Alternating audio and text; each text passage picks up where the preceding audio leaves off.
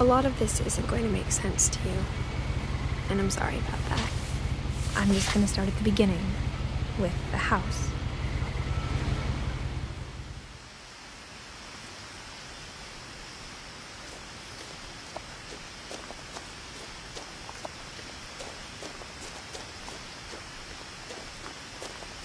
I lived here until I was 11, but I wasn't allowed inside half the rooms.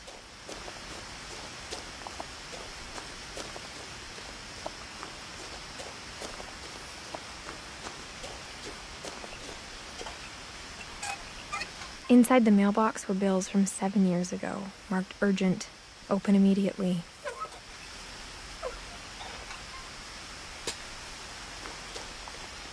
I hadn't been back since my brother Lewis's funeral.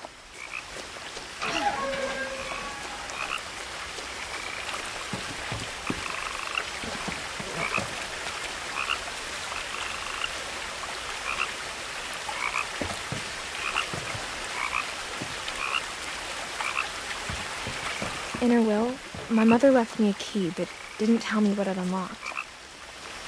Maybe she thought I'd know, or she thought that the mystery would be enough to bring me back.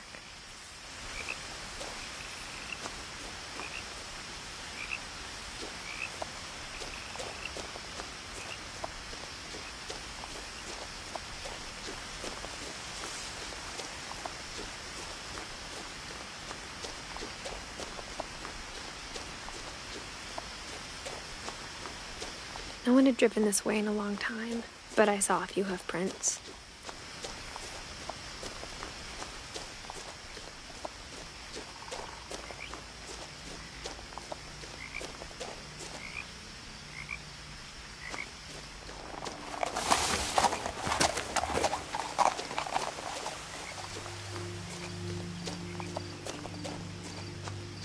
The truth is, even after I inherited the house, I never thought I'd come back to it. But now I had questions about my family that only the house knew the answers to.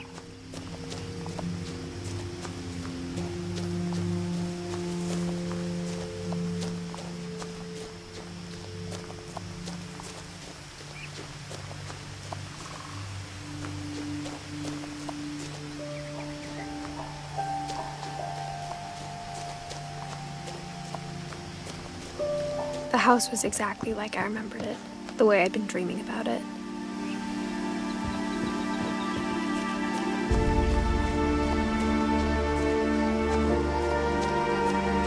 As a child, the house made me uncomfortable in a way I couldn't put into words. Now, as a 17-year-old, I knew exactly what those words were. I was afraid of the house.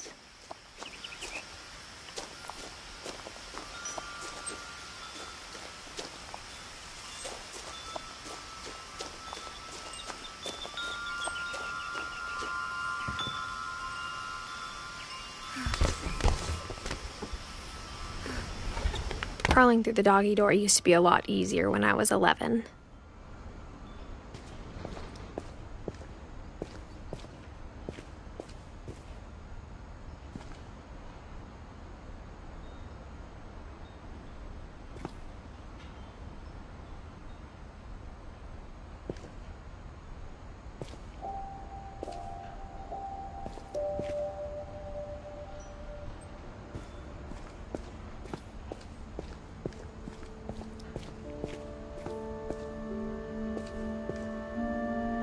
The power had been turned off the night we left.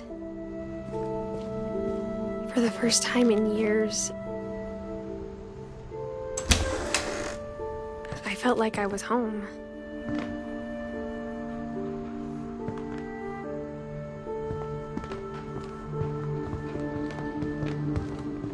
But instead of a family, there were just memories of one.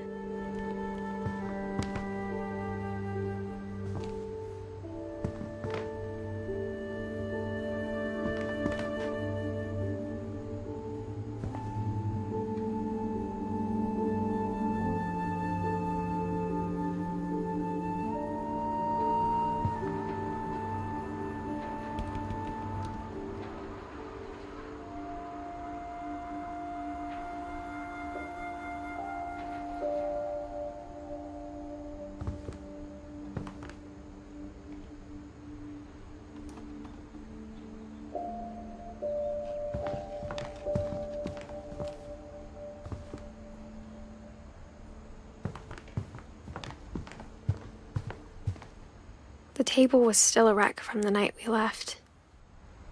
It was like a bomb had gone off, killing everyone but sparing the furniture.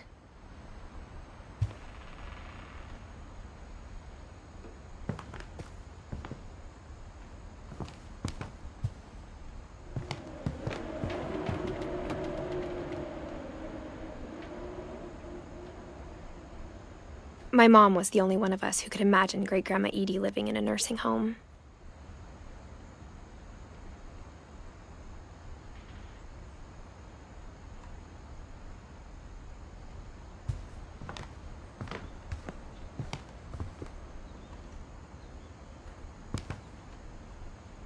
Nothing in the house looked abnormal. There was just too much of it, like a smile with too many teeth.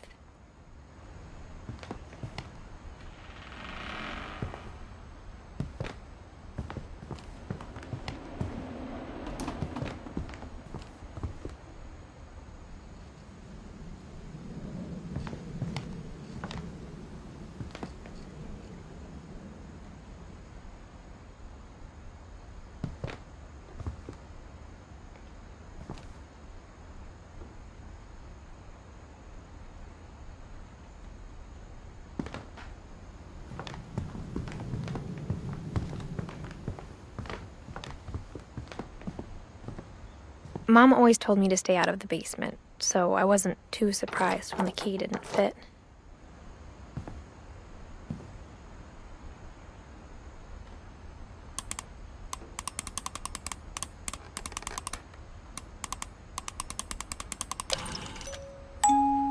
Great-Grandpa Sven built a music box for Barbara, along with the rest of the house.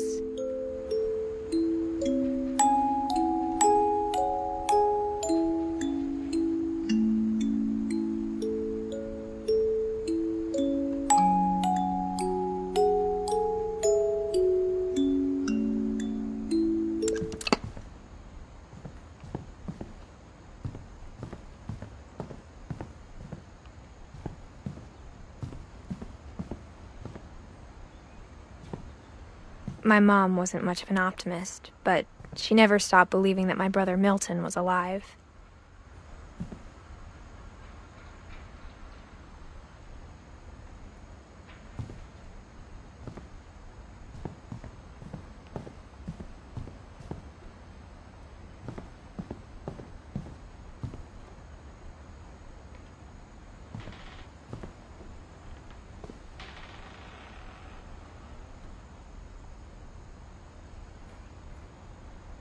After Milton disappeared, Mom sealed up all the bedrooms.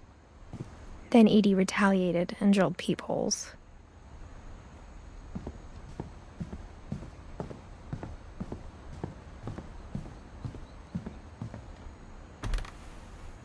My Grandpa Sam spent 7 years sharing a room with his dead brother, Calvin.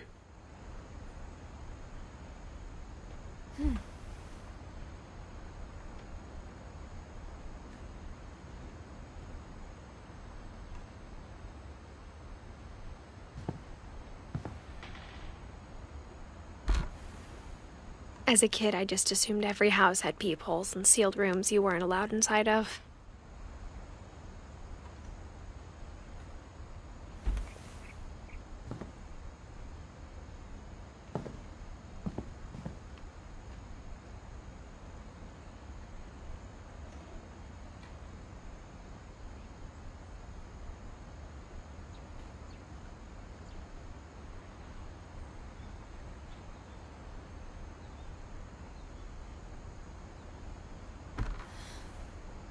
The last time I was in Edith Sr.'s room, I was 10 and she was painting my portrait.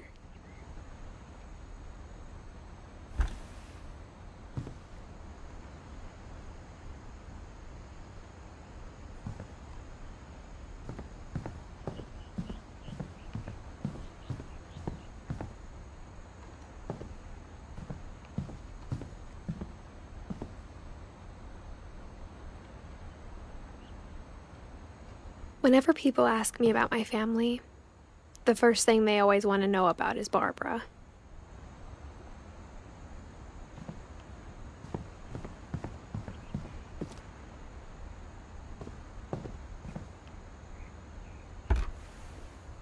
Barbara was a child star for 2 years, until America grew out of it.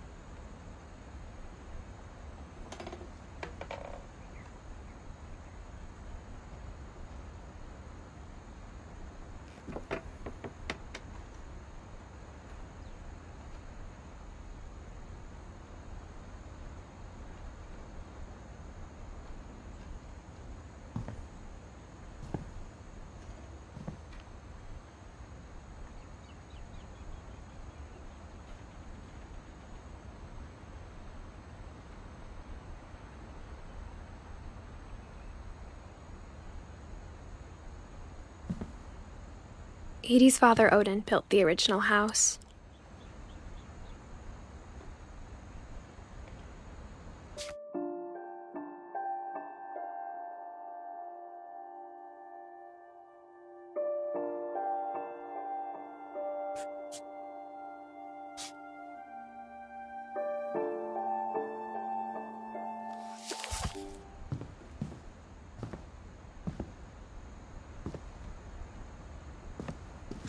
Mom must have locked the third floor stairs on the night we left.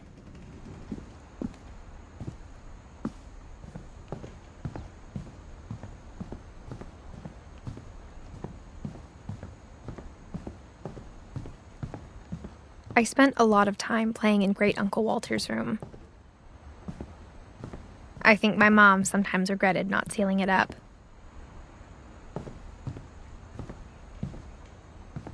Louis told me there were secret passages, but I never believed him.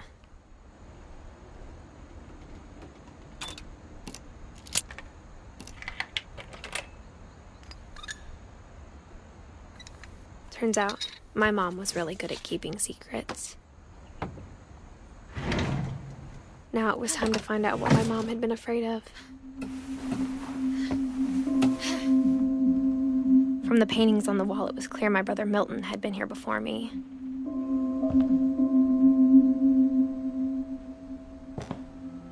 Reading this, maybe it sounds like I had a plan, but I had no idea what was behind that door.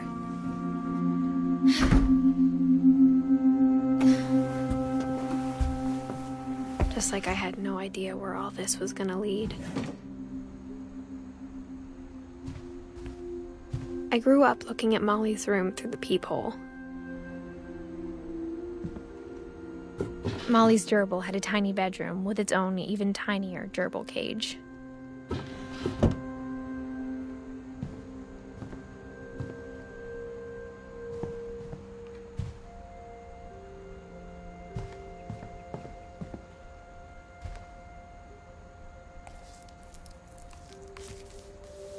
December 13th, 1947. Dear Diary, I'll be gone soon, but I wanted to tell somebody about what's gonna happen. It started when Mom sent me to bed without dinner. I woke up and I was starving, so I looked around for something to eat.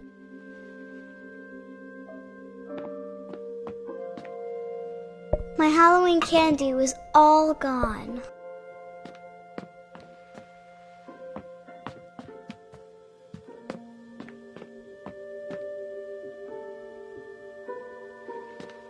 I thought about eating Christopher, but I held back.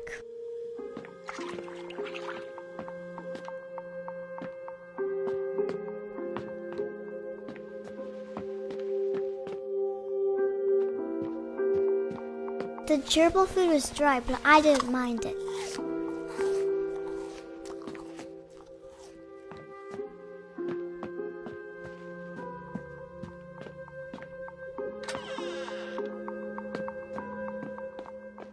I kept eating and eating.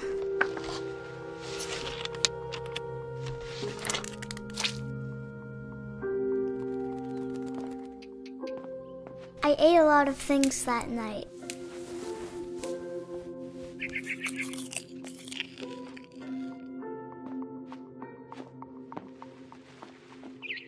Then I heard chirping outside my window.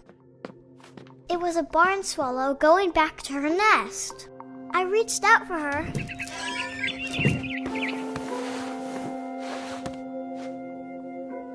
And suddenly, I was a cat.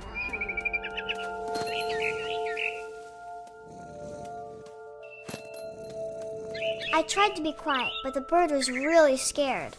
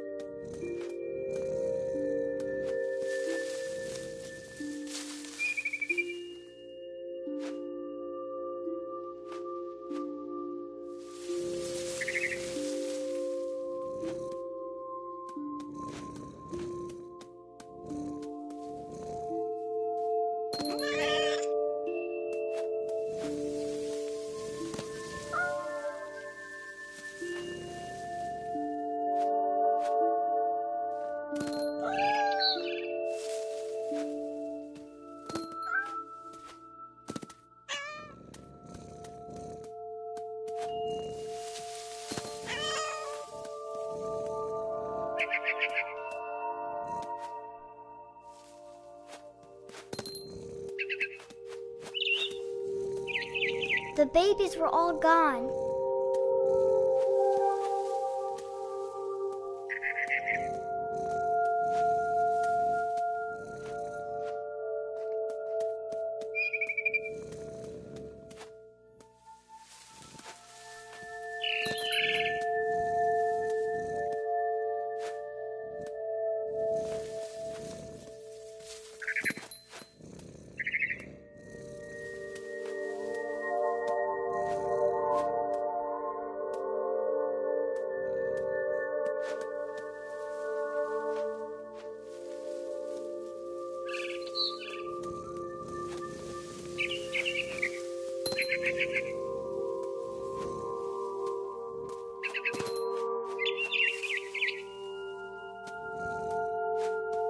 I jumped and I almost got her.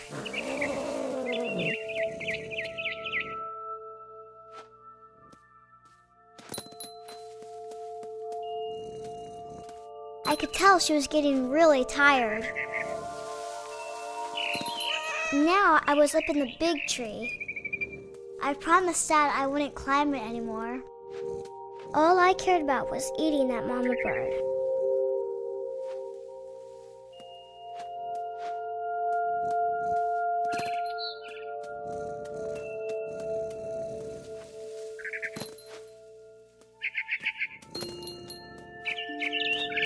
I gobbled her up. And suddenly, I was an owl. First, all I heard was the wind. Then I heard little teeth nibbling in the grass.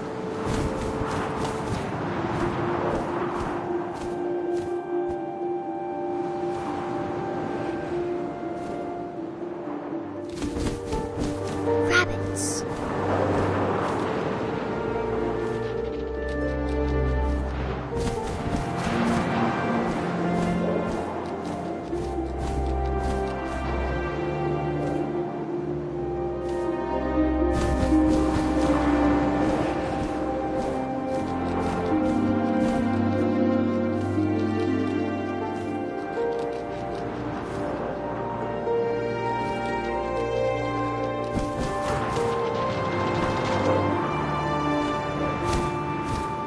I imagined his face looking up and seeing mine through my talons. I swallowed him up, and I didn't chew one bit. Then I flew off to find something bigger.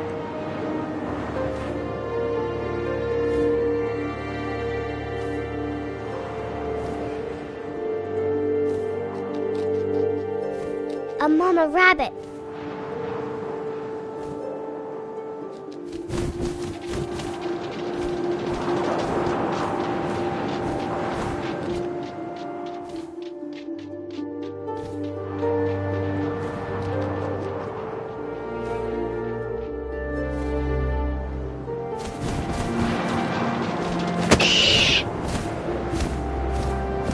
She was almost too big to carry. I started choking, but I couldn't stop eating. And suddenly, I was a shark.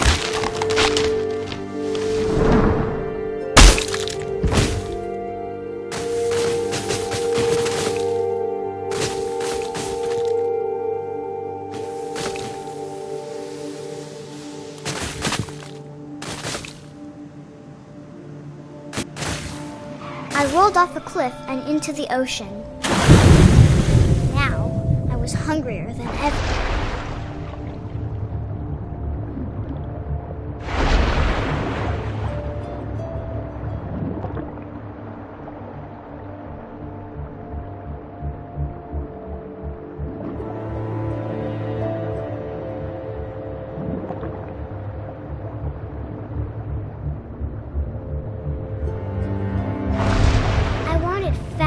Juicy seals.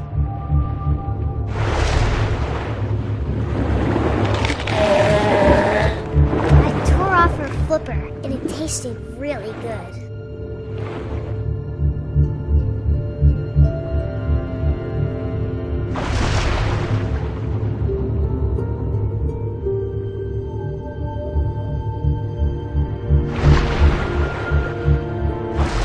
I grabbed on tight.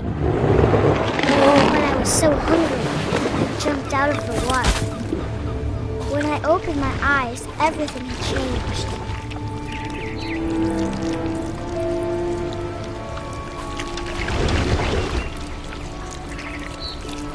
Now I was a monster, and I smelled people everywhere.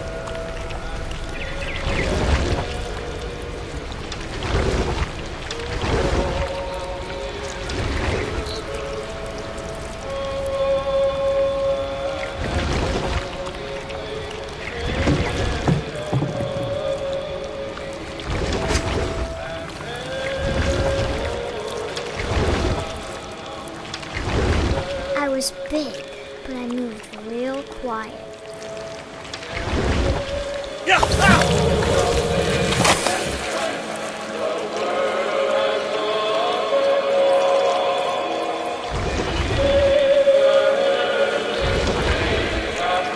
wanted to stop, but also I didn't.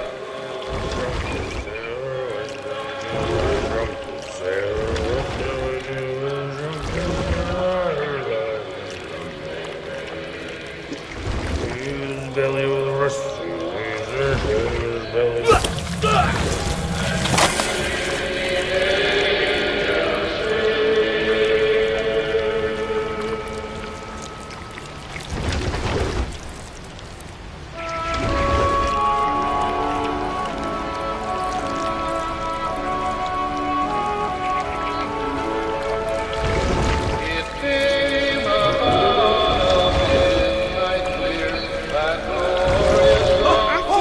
Passenger, I was still hungry.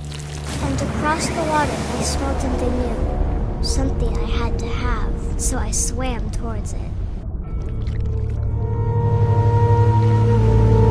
I slithered onto the sand, and the good smell went into an old pipe.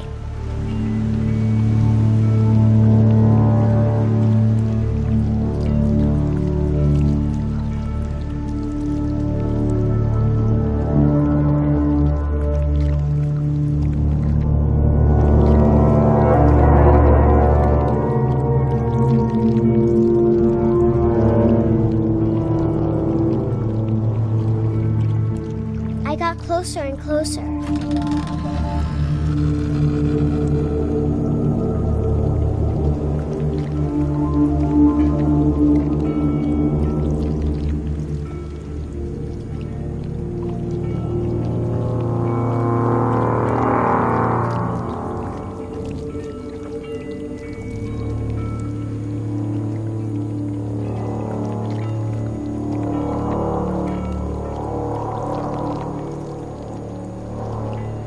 All of my stomach started growling. And suddenly, I was me again. I held my breath for a long time, but I couldn't hear anything. I think it's waiting for me to fall asleep. But it's not going to wait much longer. It needs to feed, and we both know I will be delicious.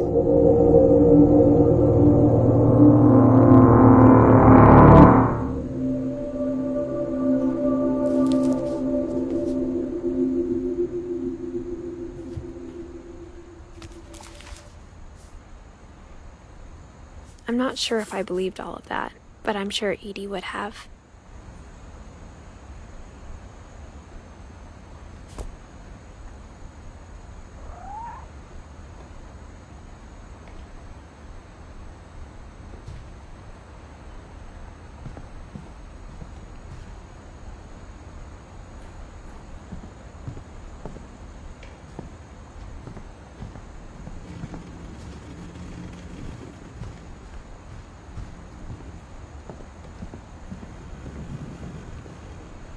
I can't describe it, but I felt like some part of Molly was still here.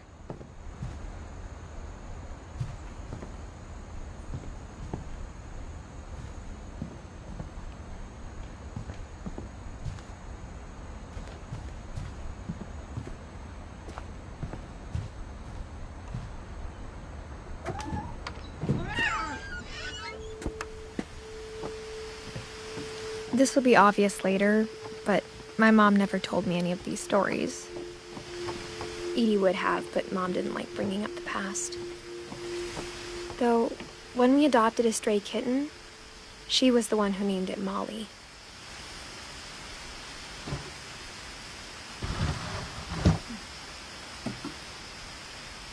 I spent a lot of time in Great-Grandma Edie's room.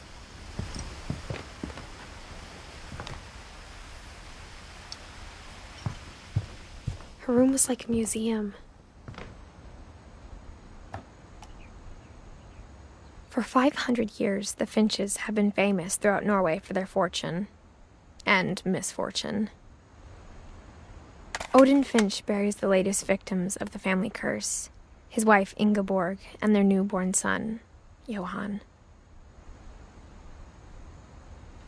On January 7th, 1937, he set sail with his family and his house, hoping to leave the curse behind.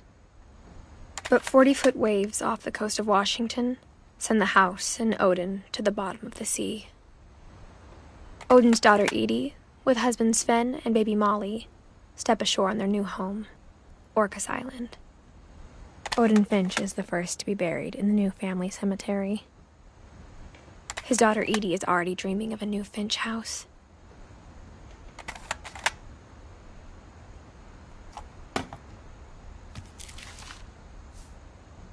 Whatever's wrong with this family, it goes back a long ways.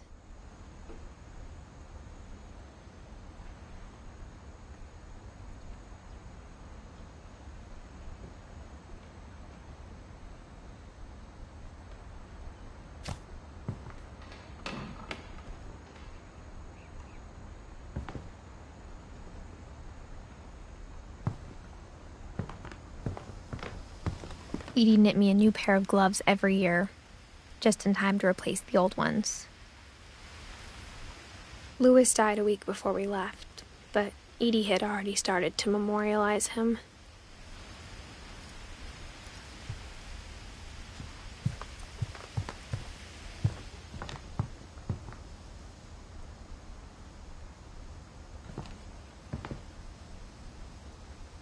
Even in her 90s, sometimes Edie seemed a lot younger than my mother.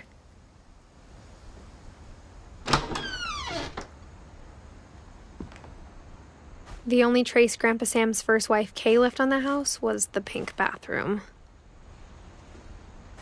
It was a pretty big trace.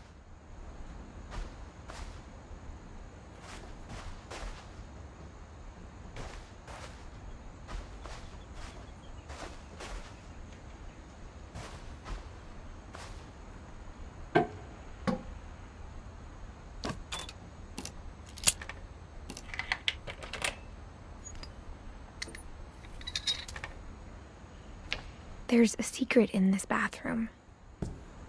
It's in the last place you would look. It isn't in the cupboard. It's hidden in this book.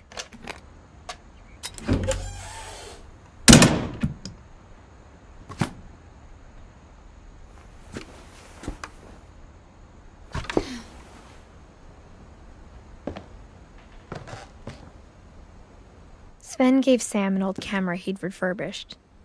He never put it down.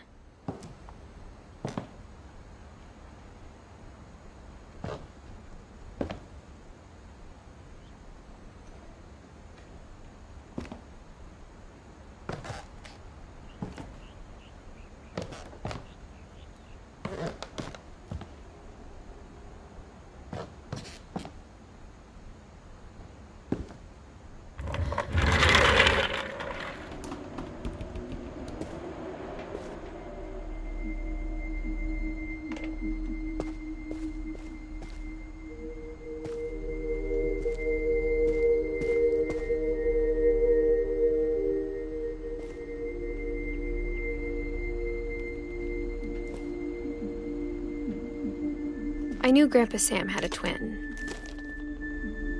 and that he never talked about him. I guess my grandpa didn't like history any more than my mom did.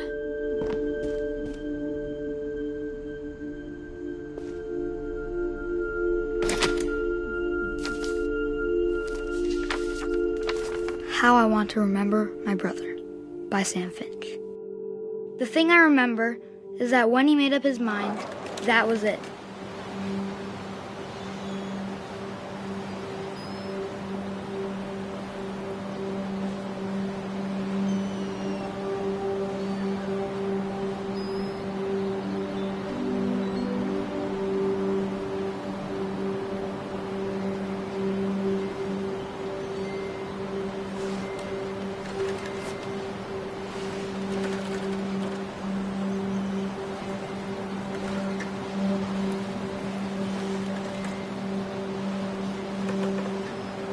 My brother said he'd die before he ate another mushroom, and he did.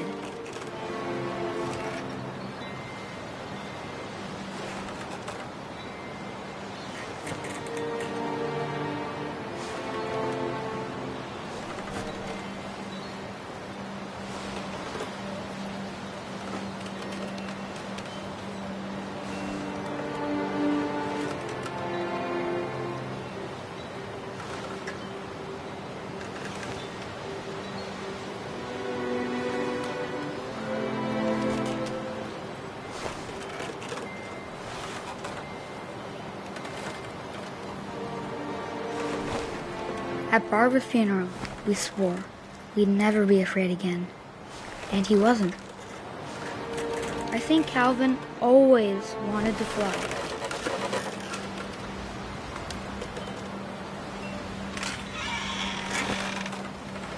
Sam! Calvin!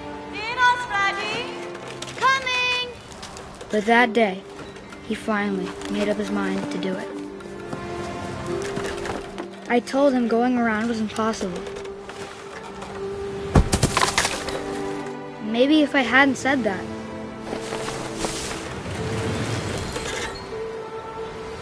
Calvin! I'm not gonna tell you again! maybe if the wind hadn't picked up, then maybe he'd still be here. But I doubt it. I think he'd already made up his mind. That's what I want to remember about my brother.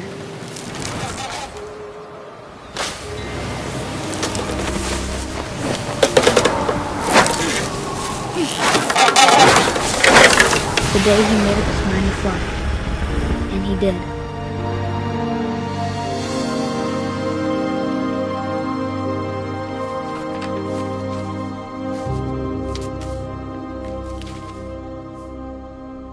Calvin's story felt strangely familiar. When I was younger, I remember trying to do the exact same thing.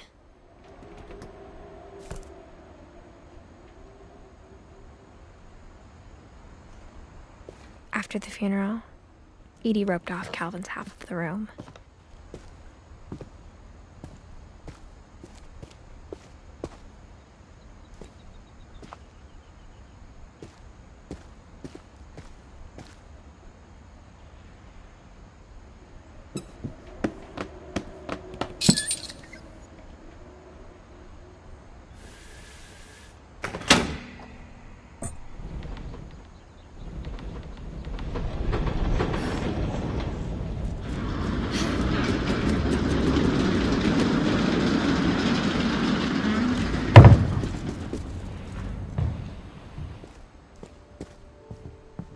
The passages were a pretty tight fit.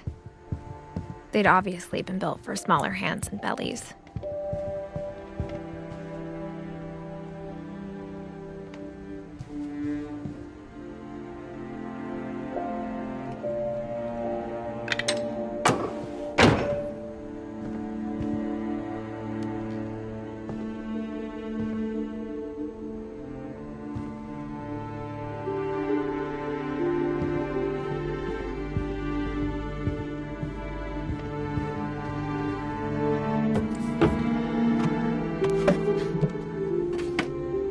Growing up, I always thought of Barbara as a child star.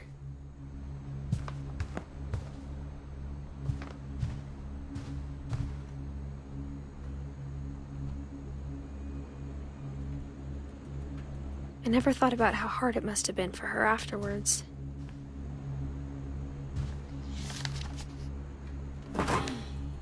Of all the stories people wrote about Barbara's death, I'm surprised Edie saved this one.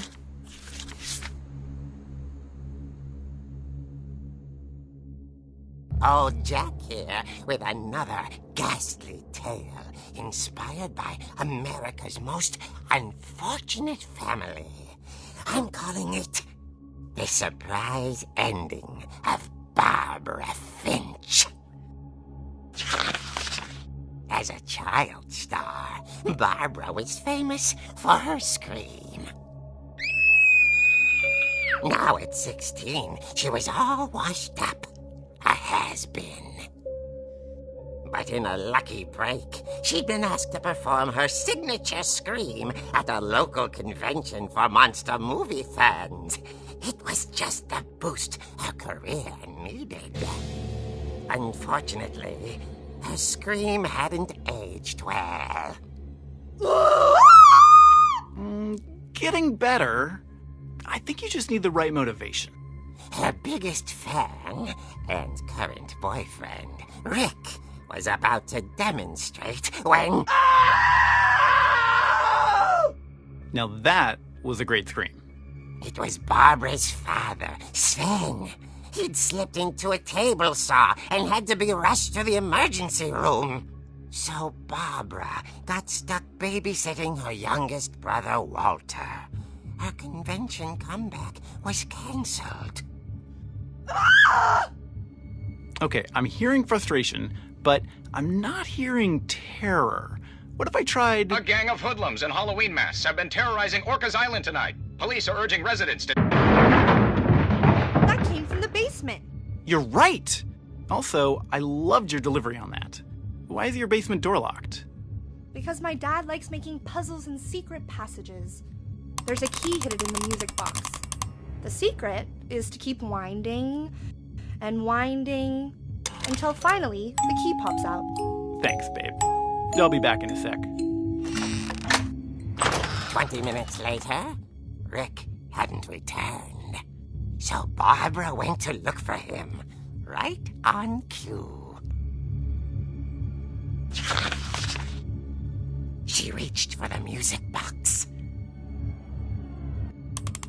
And as she wound the key, she listened for Rick, but the house was silent.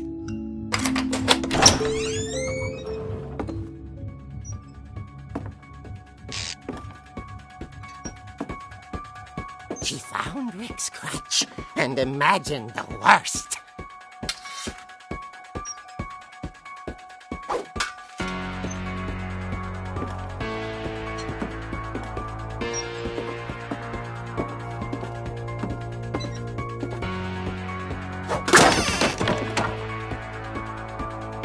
The gang's leader is the infamous Hookman Killer, Dr. Carl Hamill, who impaled and then ate his family 10 years ago tonight.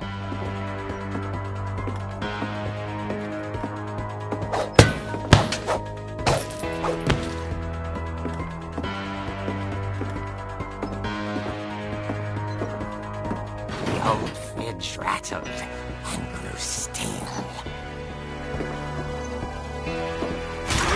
Oh dear! Oh! Rick?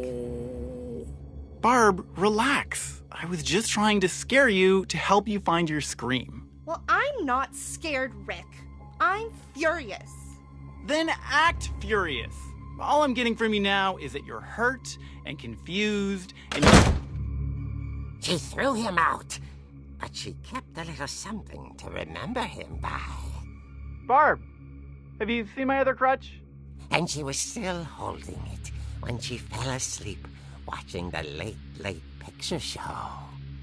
Hours later... Barbara!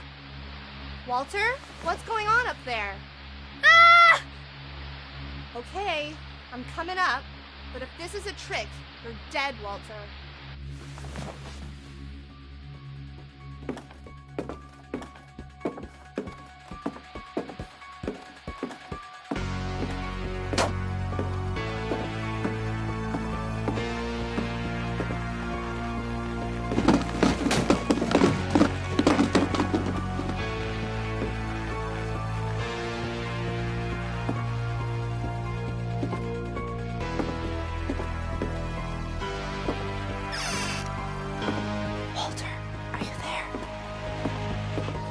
Walter had vanished, but his bedside radio was still on.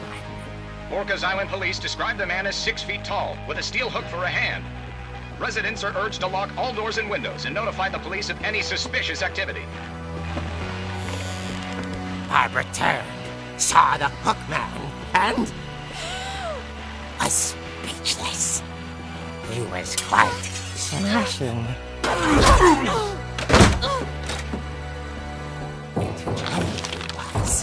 He couldn't get enough of Barbara. Okay, Barbara, there's gotta be another way out of here.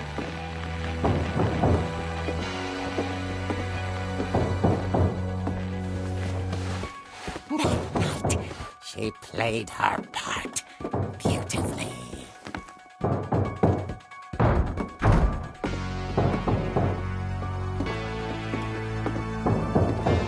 Molly's door hadn't been opened in years.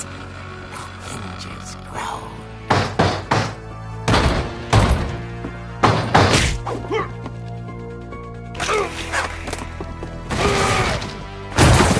wasn't moving, but she sensed the story might not be over yet.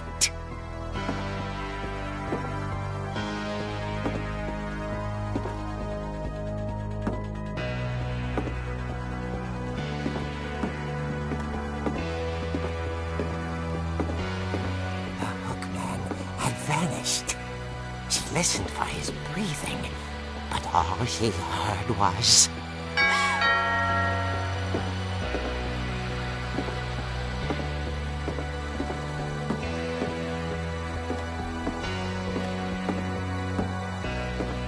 Someone at the door was dying to speak to young Barbara. At the door, she heard whispering. Was coming from inside the house.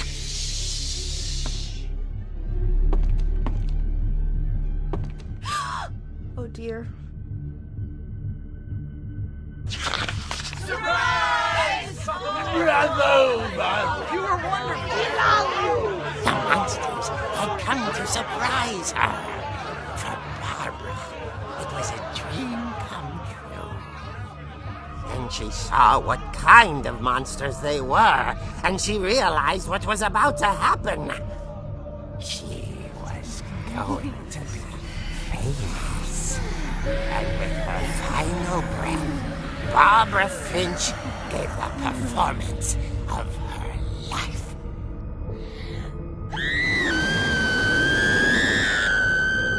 I wasn't there myself, but I hear Barbara was magnificent. Poor girl. She had a taste for stardom.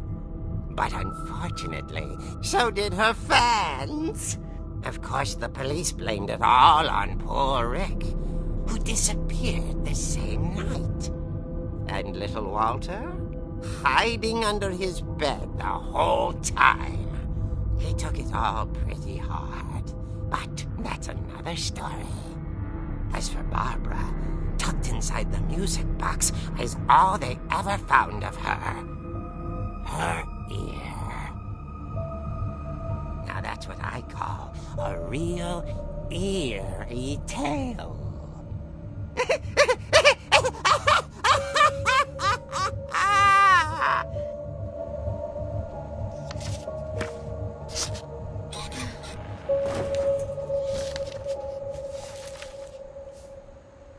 Edie told me all Barbara wanted was to be remembered, as absurd as that comic was. Maybe what Edie saw was a happy ending.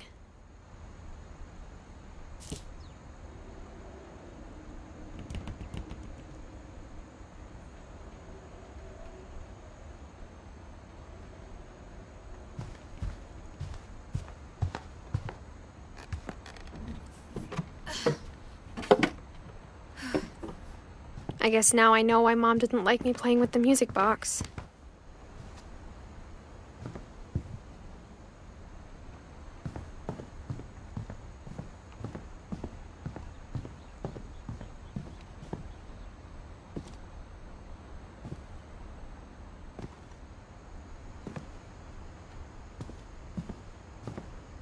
A lot of things got left behind in the whirlwind of that last night.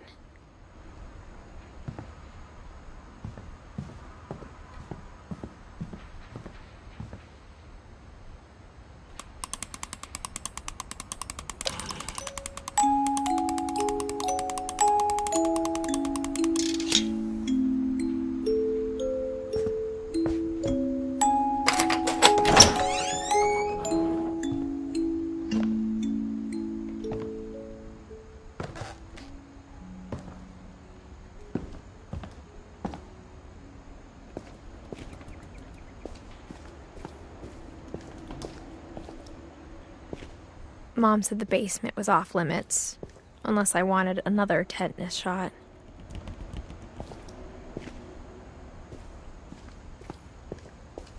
I saw Edie sneak down to the basement once, carrying packages. I thought maybe she was hiding presents. It turned out she was hiding a lot more than that.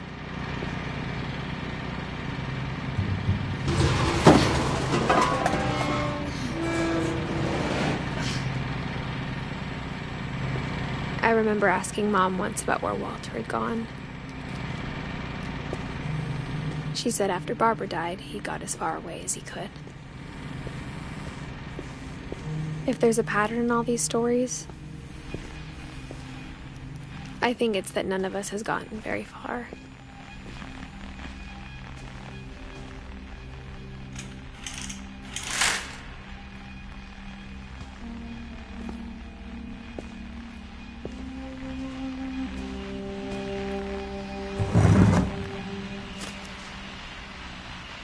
Goodbye, everyone. I can't believe I've been down here for 30 years. On that first day, after the shaking started, I didn't think I'd survive a week.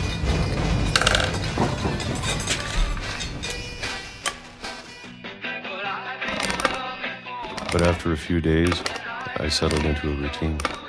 That's what kept me sane. Having a schedule, living for today. I always expected to be dead tomorrow. But if you wait long enough, you get used to anything.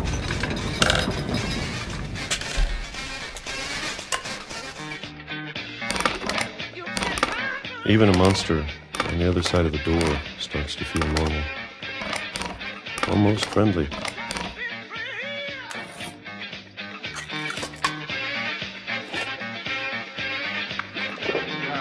And then one day, everything just stopped. Whatever that thing was, it was gone. Maybe it got tired of waiting. Or maybe I just got tired of being afraid.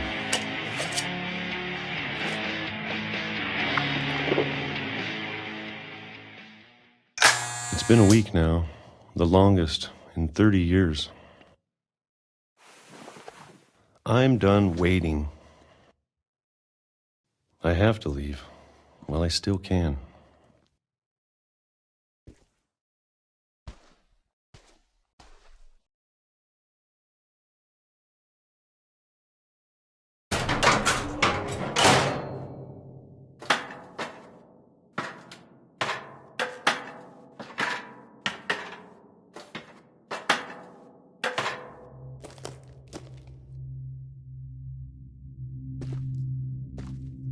I know it's out there, somewhere. Whatever killed Barbara and Molly and Calvin. Maybe this is all a mistake. But I need to stop living the same day. Even if it kills me.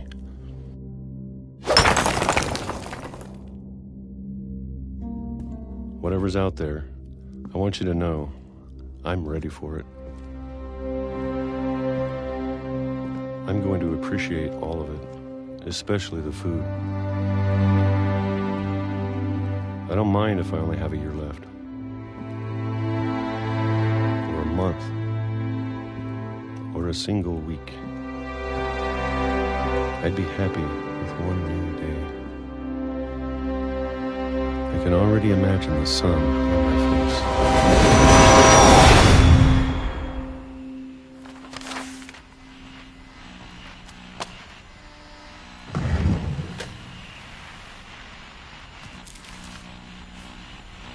Walter died when I was 6. I can't believe my mom never told me he was down here.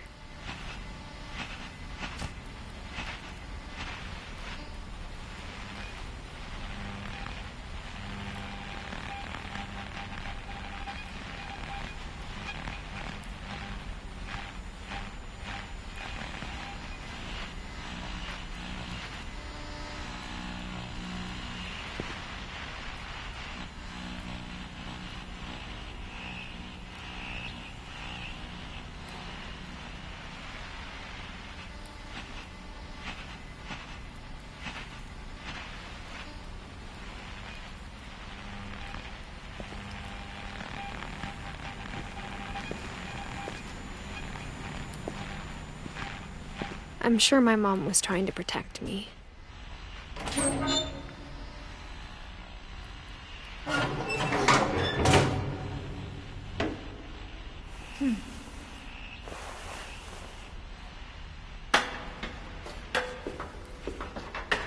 Maybe she was afraid I'd end up like Walter. But if she never told me about an uncle under the house, I can only imagine what else she was hiding. I don't want to make the same mistakes she made.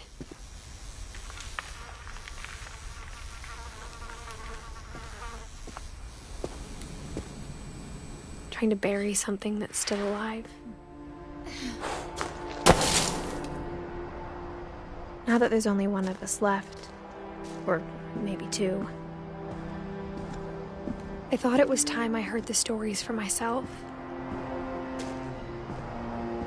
and found out what happened to everyone else. But now I'm worried the stories themselves might be the problem. Maybe we believed so much in a family curse, we made it real.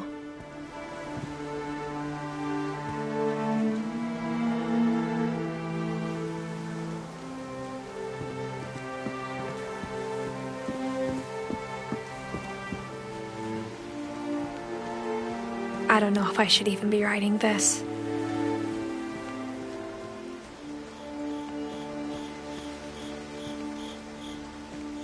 Maybe it'd be better if all this just died with me.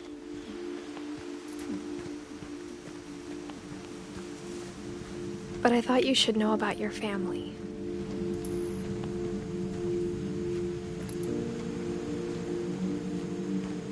And the history you're a part of.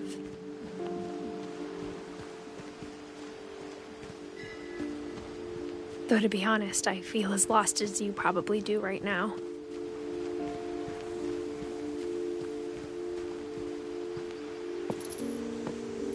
I think the people in these stories believed them, for what that's worth.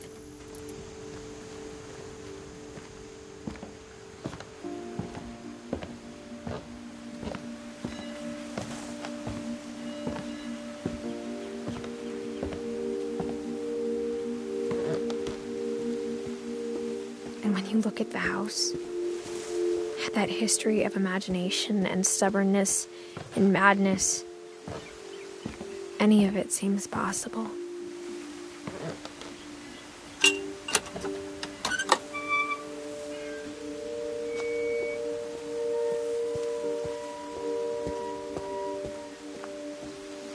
I think we've been surrounded by death for so long, we've just gotten used to it. What kind of family finishes building a cemetery before starting the house?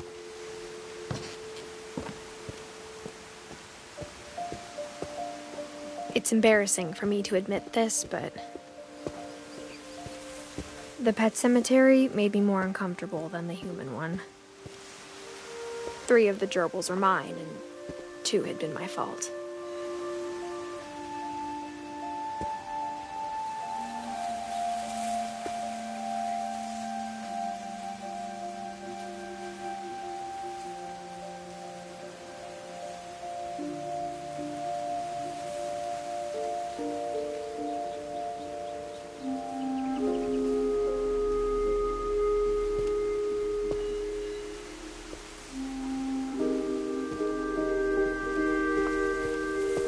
Sven built the house, but it was Edie who designed the cemetery.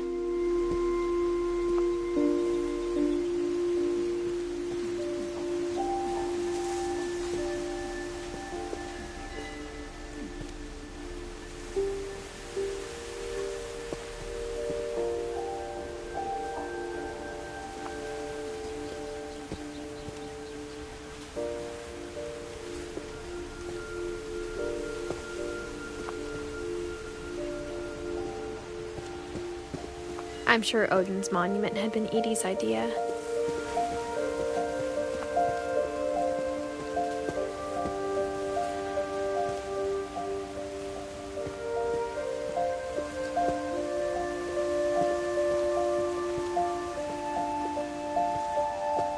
My My mom was always trying to move on, but for Edie, the past never went away.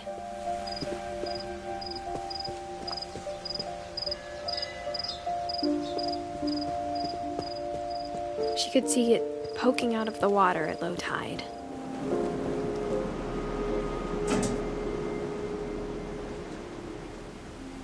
Edie said she dreamed about the old house every night.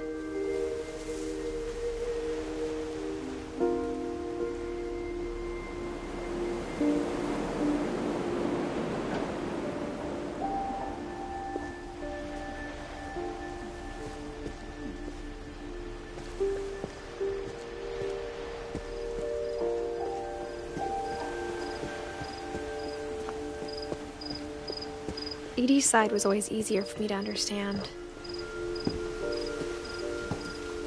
But the older I get, the more I can see where my mom was coming from. Her dad had been pretty strict, but it wasn't enough to save her brothers. She was just trying to do better.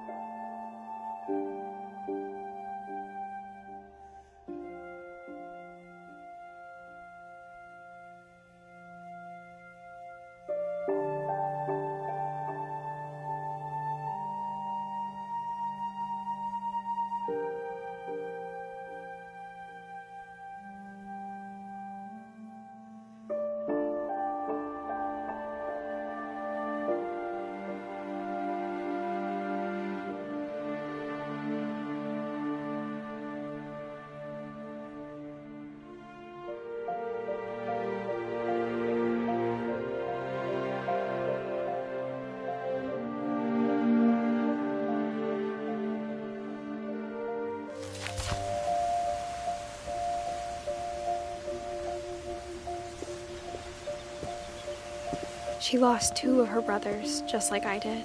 I get why she tried so hard to protect us.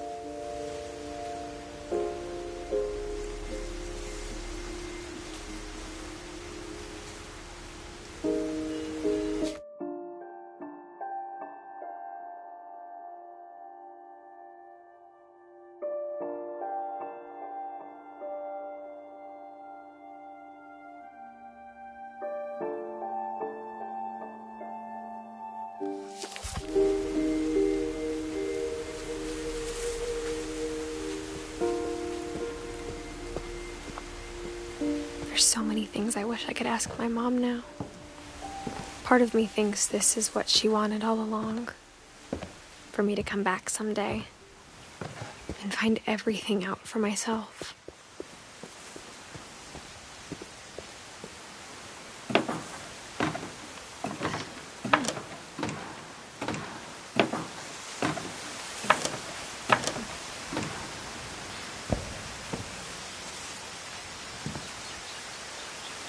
But looking back on it now, if she told me there was going to be so much climbing, I never would have come when I was 22 weeks pregnant.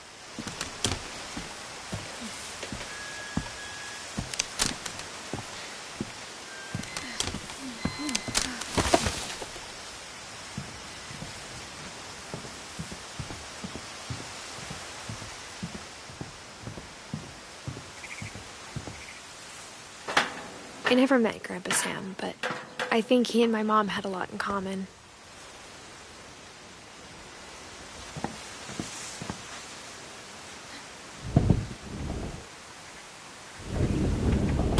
They were both pretty intense.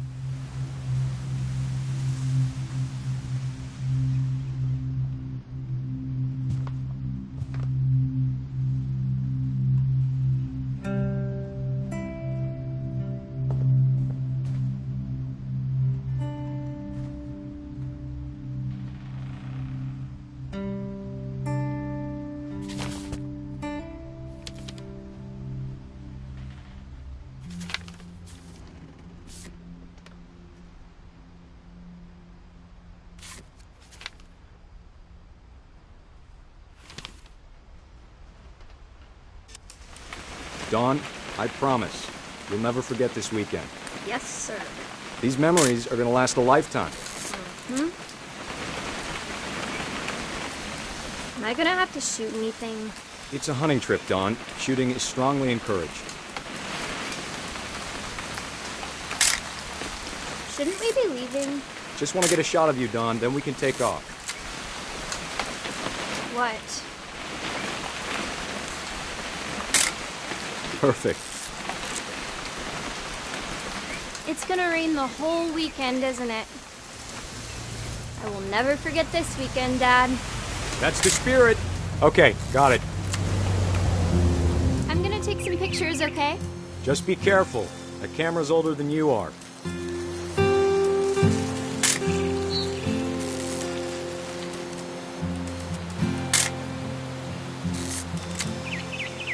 You're right, Dad. It's starting to clear up.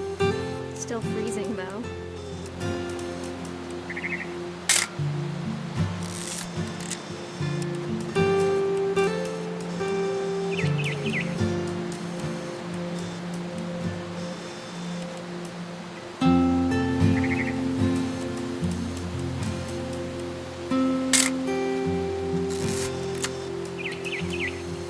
Definitely should not have drunk all that coffee. Hold still on. Hey! That's a keeper. I'm just saying, I'm not always gonna be here, Dawn. You'll need to remember this stuff, if you want to survive. I'll be fine, Dad. You know who else thought he was gonna be fine? Some guy who died. Dawn, I'm being serious. I know, Dad. You're always serious. Doesn't being out here make you want to chill out? Well, to tell you the truth, I haven't been out here in 20 years. Dawn, don't you think you could find something more interesting to photograph?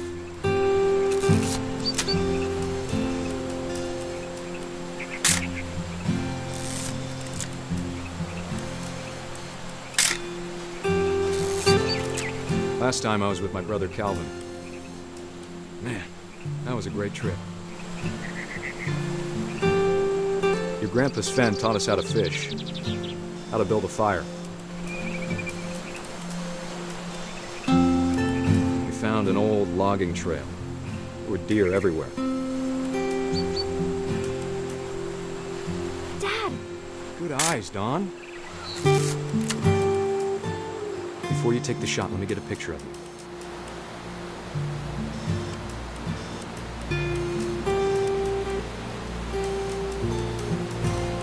Dad, I... Just breathe. Let me get behind you.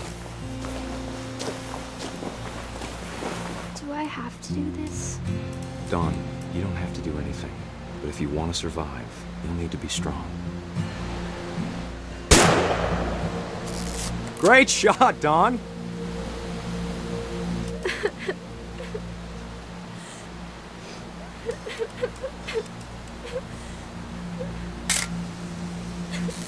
I'm proud of you, Dawn. Always remember that, okay?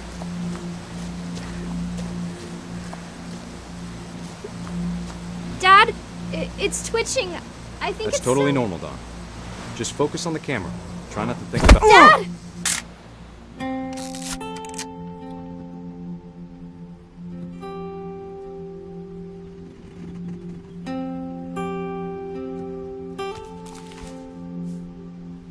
Of all these stories, that's the one I wish most that my mom had told me.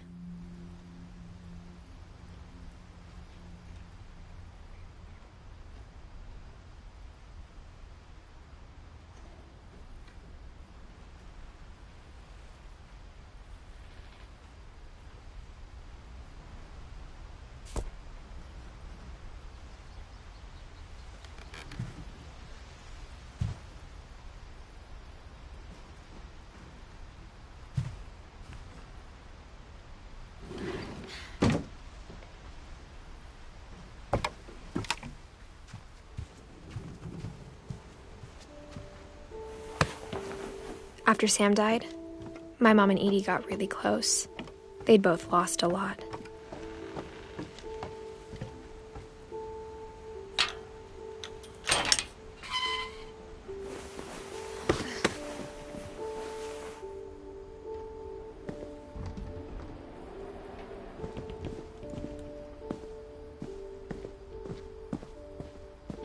I can't imagine my mom ever writing poetry, and yet...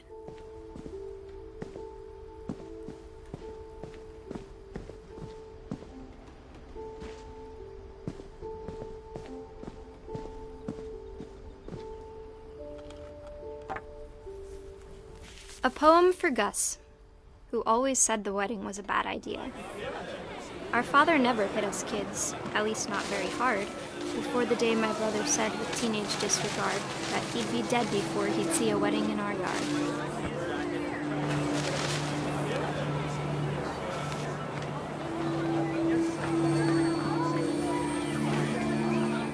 My father made him come, of course, but Gus stood far apart, just flew his kite and bottled up the storm inside his heart.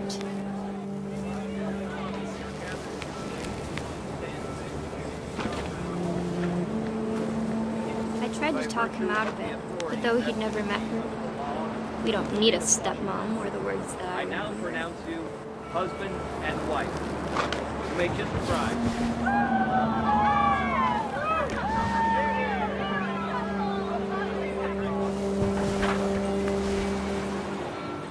When the time for photos came, Dad ordered him to come here.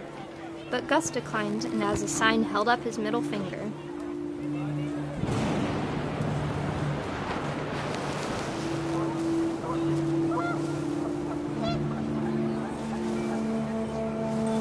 The wind picked up, and panicked geese appeared and quickly went. But all the humans did that day was go inside the tent.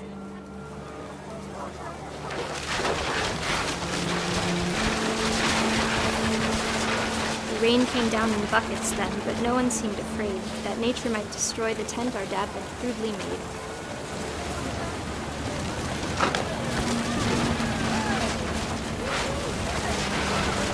The thunder sounded much too close and full of angry power, but all my father said to this was, "Make the music louder."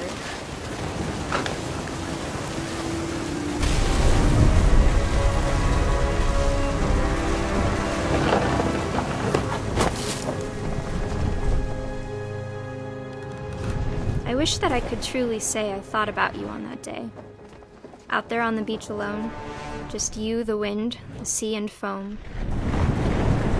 But I didn't, until we found you.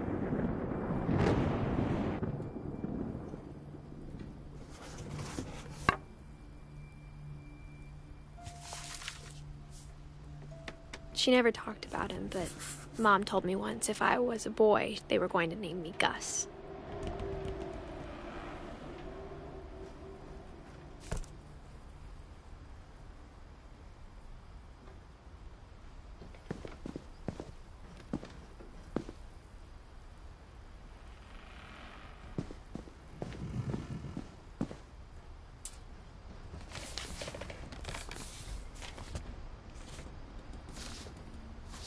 Dear Kay, do you remember the way Gregory used to laugh when he thought he was alone?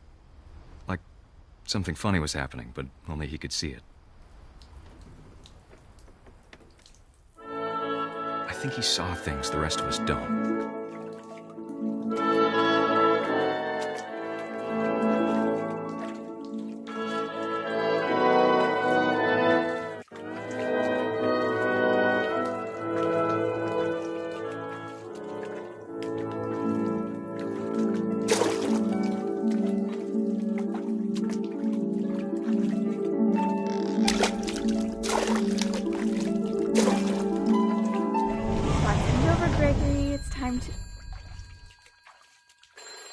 Hold on, sweetie.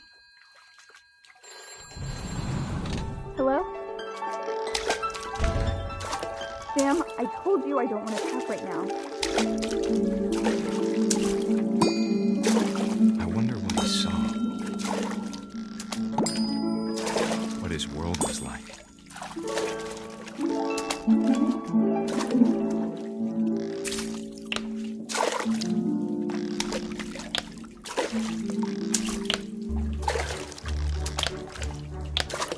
reminded me so much of Calvin. Lost in his imagination.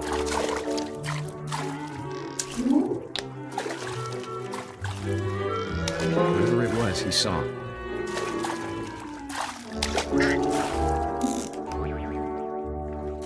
It sure made him happy.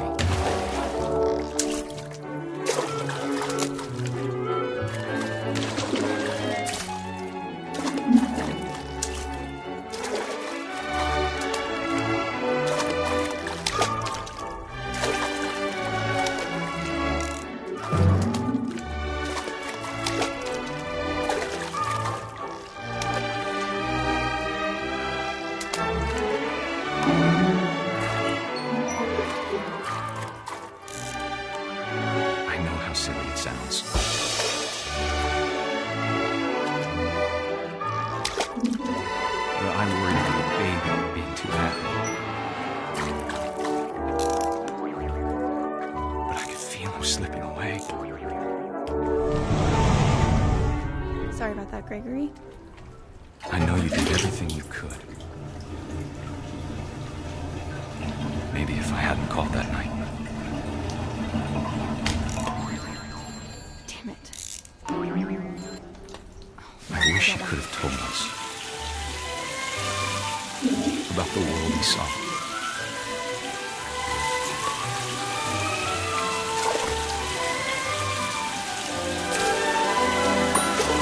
There's so much I don't understand about Gregory, about everything.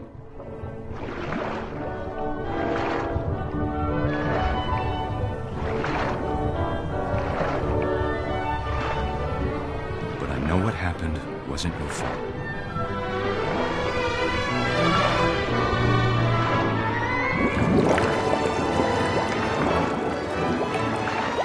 Sure he's happy. And he'd want you to be happy too. Good luck, Kay. Love, Sam.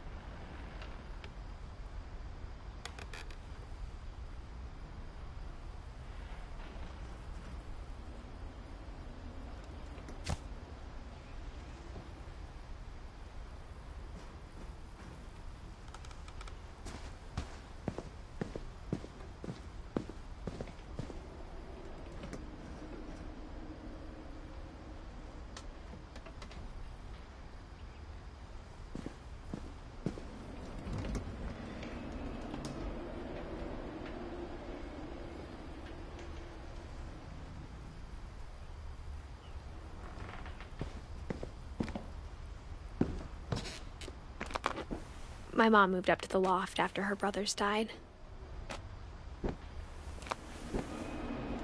At the time, it was as far away as she could get.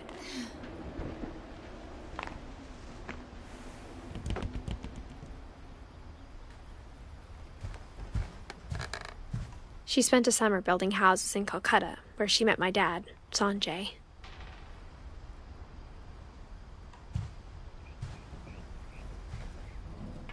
My mom moved to India a week after graduation and got a job teaching English. Louis was born a year later.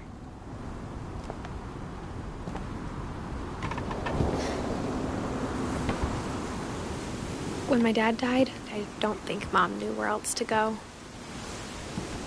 I'm sure Edie was happy to have her back. The house had to get a little bigger, but Edie was used to that. And for a while, things were good.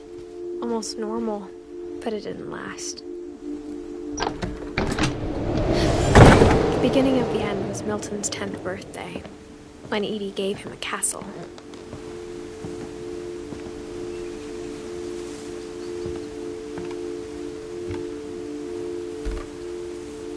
After Milton disappeared, the only thing he left behind was a room full of paintings.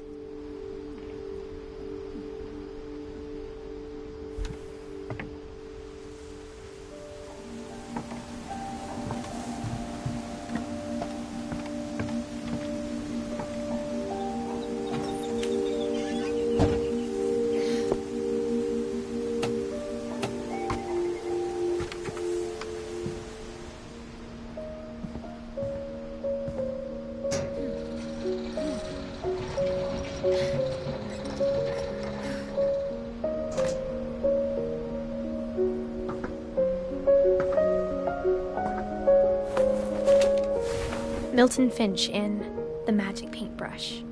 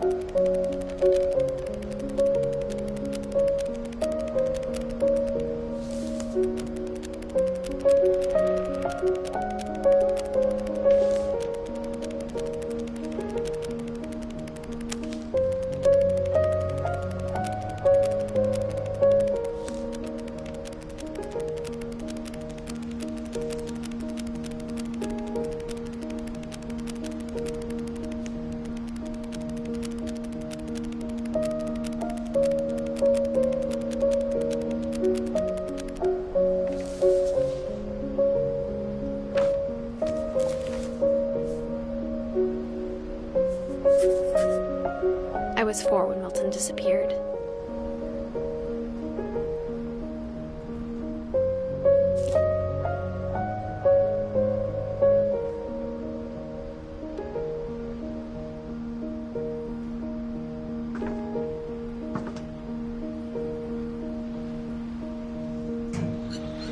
Mom spent months searching for my brother. Then she sealed the doors.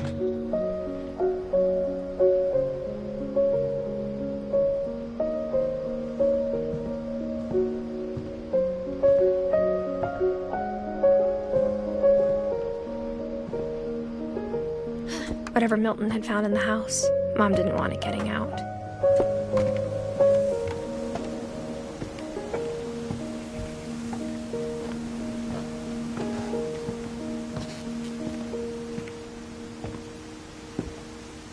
Mom definitely blamed Edie, but I think Louis blamed himself. After he graduated, he just spent more and more time in his room, until Mom got him a job at the cannery. Everyone always told me to stay out of Louis's room, except Louis.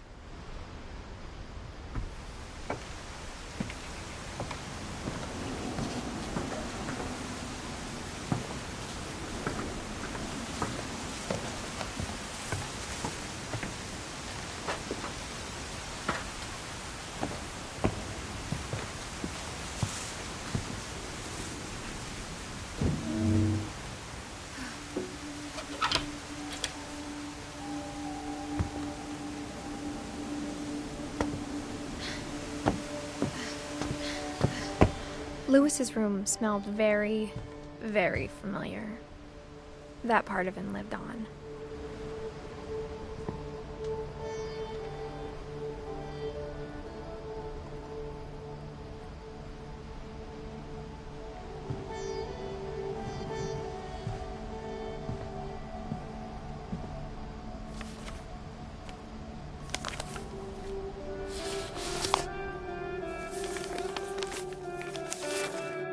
Dear Mrs. Finch, as Louis's psychiatrist, I can understand your desire for an explanation. As I see it, the trouble began in January, shortly after we convinced your son to seek treatment for substance abuse.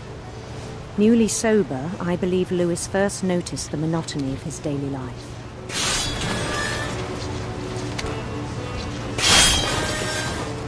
He kept working at the cannery, but he withdrew part of himself.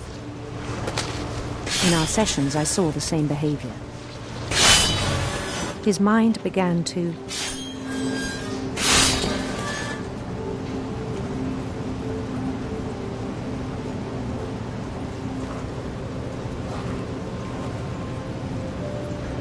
wonder.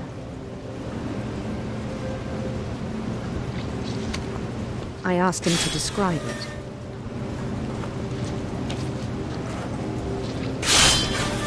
He said he started small.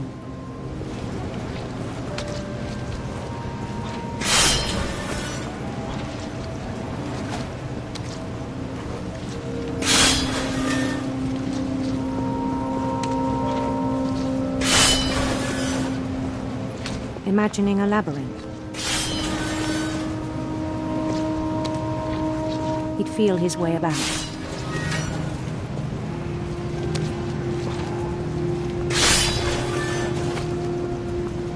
Then something moved. Bats. And toads.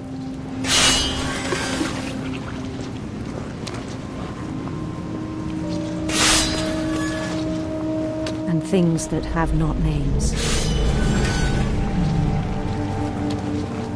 He knew it was all in his head.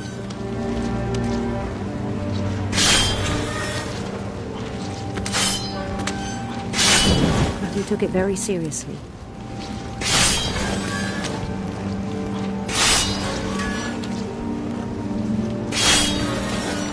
I had hoped he'd find himself.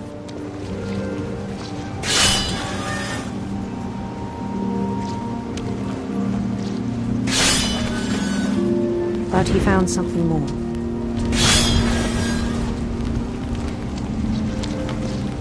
I worried about him then, daydreaming at the cannery. I spoke with his boss, but he said Louis had become a model employee. Methodical, tireless, focused.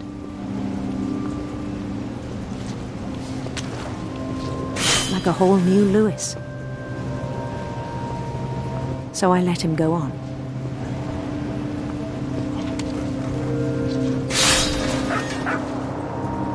I even encouraged him. It seemed very promising at first.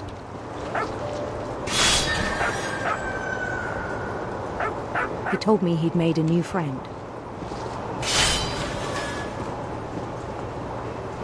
On the edge of a city he named Louis Topia. He built the city up slowly, brick by brick. Then he made musicians.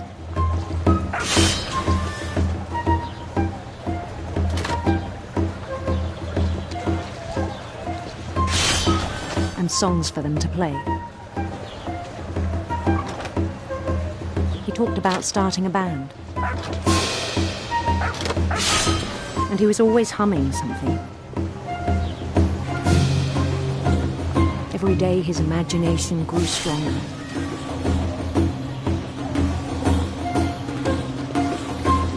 He no longer spoke at the cannery. But his chopping was as reliable as ever. Then one day it struck him that all the cheering crowds, even the stones under his feet, were all in his imagination. So he could do whatever he wished.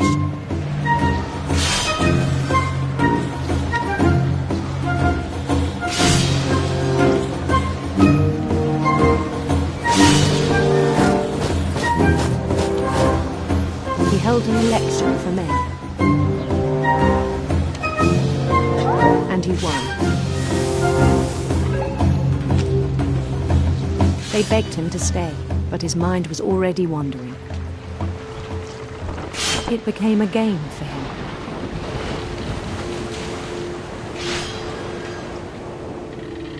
He'd conquer a city, then immediately push on.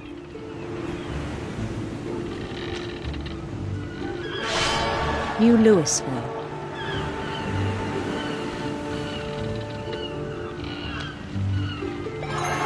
St. Louis. He started drifting away from our reality.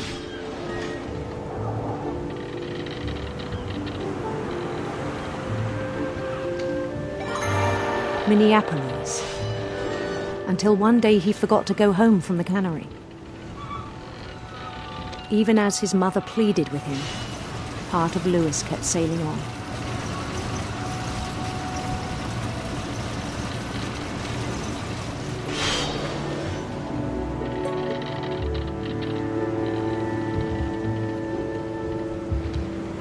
In Lewisburg, he heard rumors of a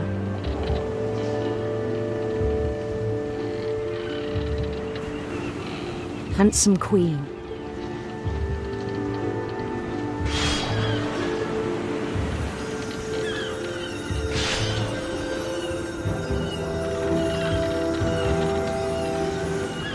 The queen was on her own quest for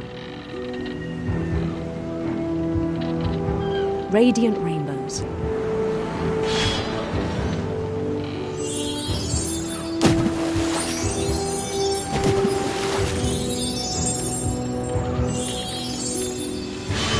He followed the sound of her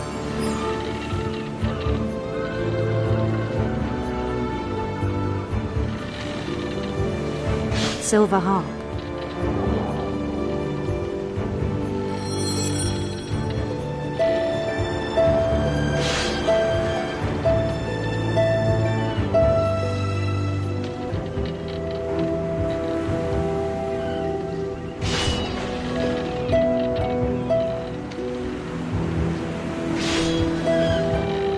His chase led him to a golden palace east of the sun and west of the moon.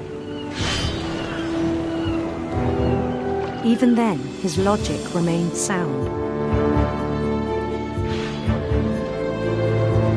He knew the world was all in his imagination.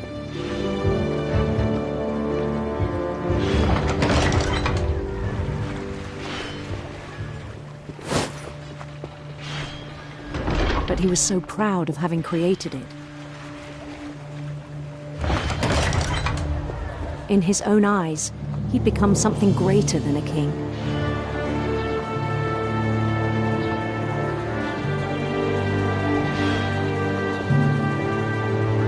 For someone who'd never known success in the real world, I think it was overwhelming. And then it struck him that the real Lewis was not the one chopping salmon, but the one climbing the steps of a golden palace.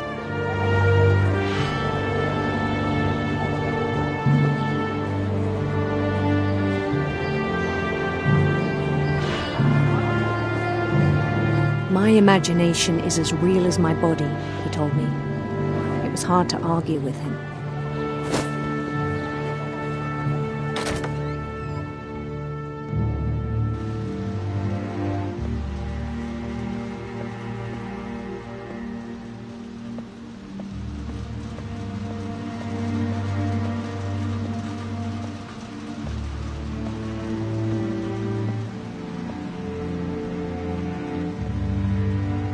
Began to forget the world we know.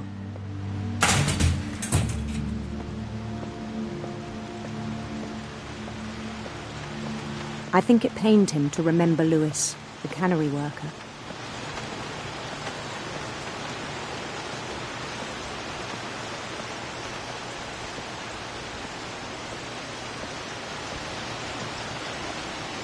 He began to despise the man with a royal contempt.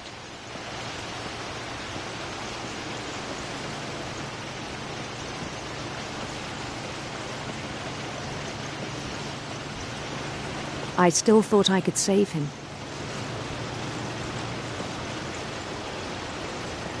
Even after he said he was being crowned king over all the lands of wonder. The palace would be packed with his companions.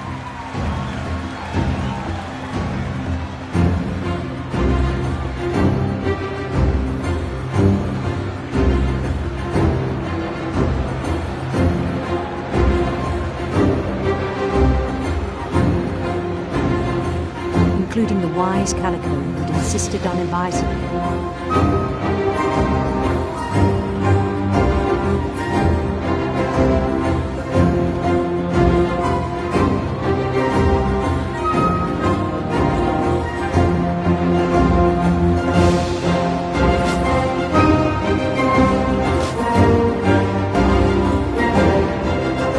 His queen waited, holding his crown.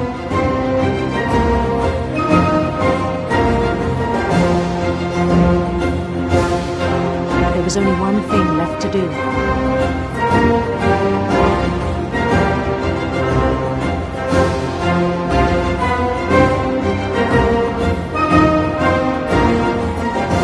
Bend down his head.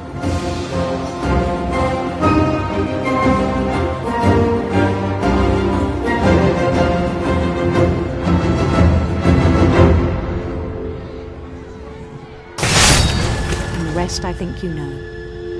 Mrs. Finch, your son was a kind man who will be missed by all of us who knew him.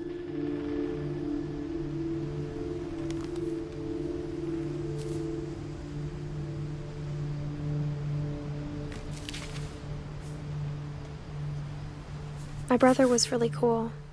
I wish you could have met him.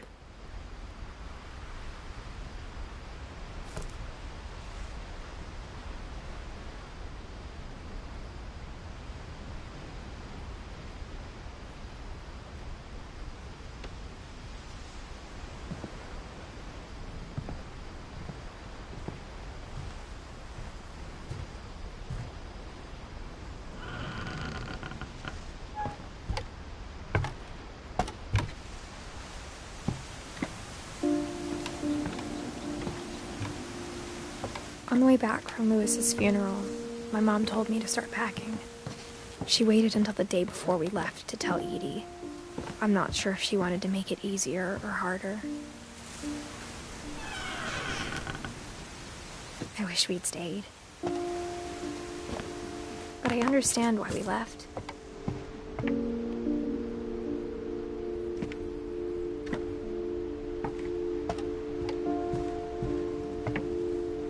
My mom ended up leaving everything behind. What happened that night had been coming for a long time. Maybe it should have come sooner.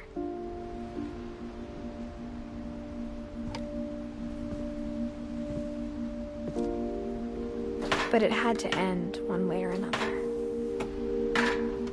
All that's left now is to tell you about that last night.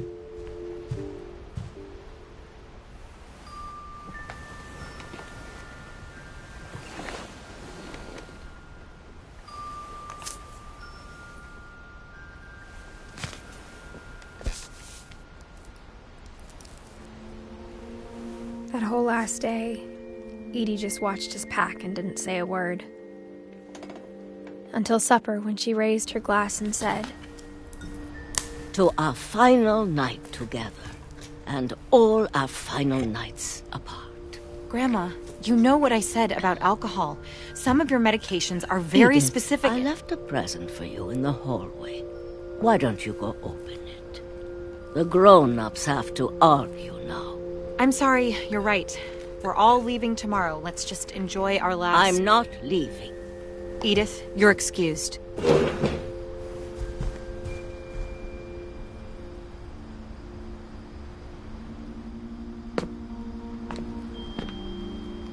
The power had been shut off that morning, but Edie always had plenty of candles. When my mom sealed the library, I don't think she knew about the other entrance. Or that Edie had a key to it.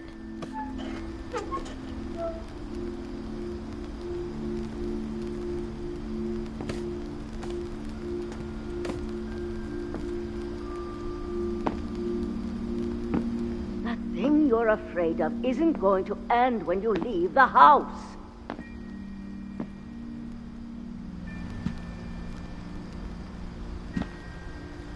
Edith has a right to know these stories. My children are dead because of your stories. I think it's best if Edith and I leave tonight. We'll have the nursing home send a van for you in the morning. Okay? Dear Edith, there's so many stories I wish I could tell you, but there's only time for one. This is about what happened on the night you were born. That night, the tide went way, way out.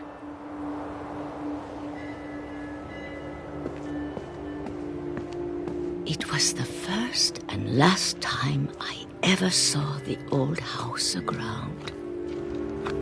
There'd been an earthquake out in the middle of the ocean They called it the lowest tide in 1,000 years. God, it smelled awful. You know, I've seen that house every day of my life.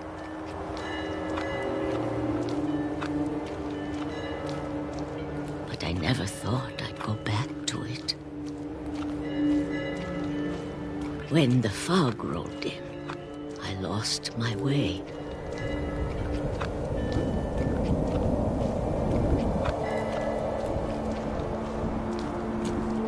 I got turned around.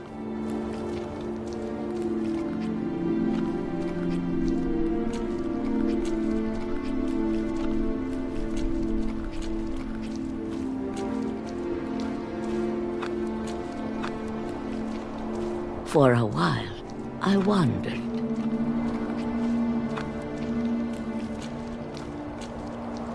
I started seeing things.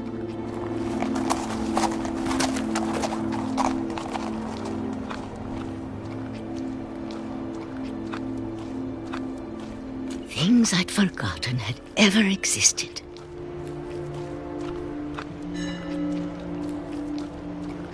But when I saw them, they felt like old friends. That night, a lot of things came back to me. Or maybe I came back to them.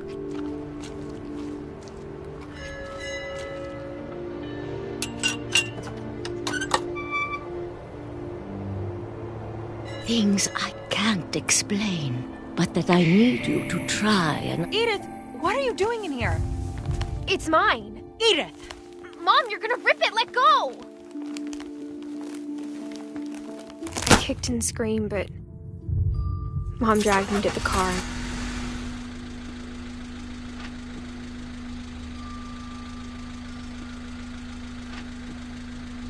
I never saw Great-Grandma Edie again.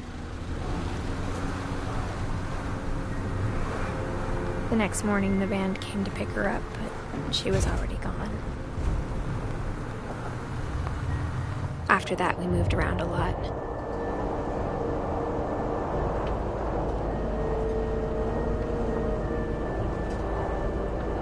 We both tried to make the best of it.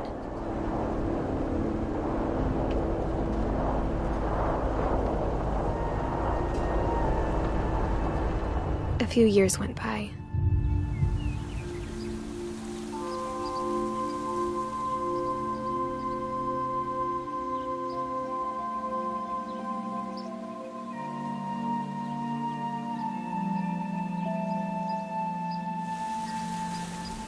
My mom didn't like to talk about it, but she started getting sick a lot.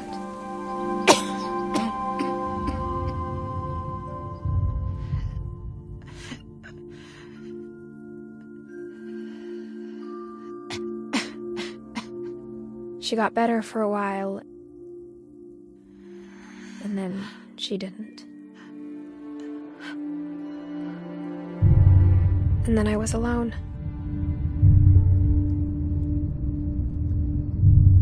The last Finch left alive.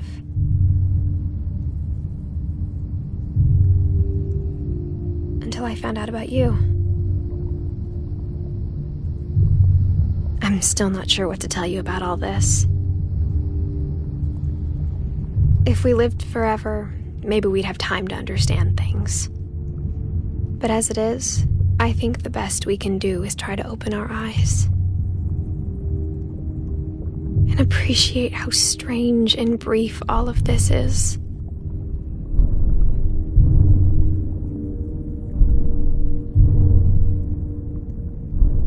This journal was supposed to be for you, but now I hope you'll never see it. I just want to meet you and tell you all these stories myself. But I guess if you're reading this now,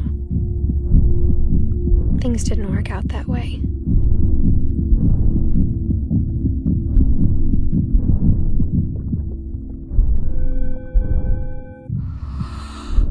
This is where your story begins.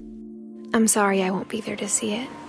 It's a lot to ask, But I don't want you to be sad that I'm gone. I want you to be amazed that any of us ever had a chance to be here at all. Good luck.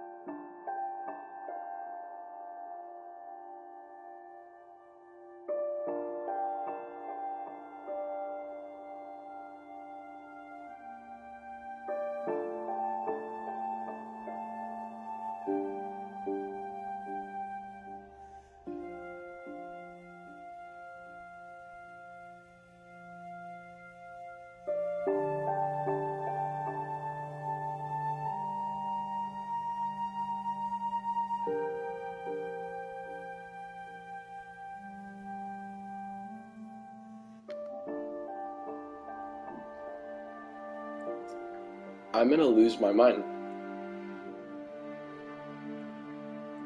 My microphone was muted this entire time. And I was commentating on every single thing. And I was talking about how good this game was and how awesome it was. But now, this is... I literally just like poured my heart out on the verge of tears, and now I just realized that my fucking mic was muted, and I now hate myself for it. But what I was trying to say was I'm never going to find a game as good as this.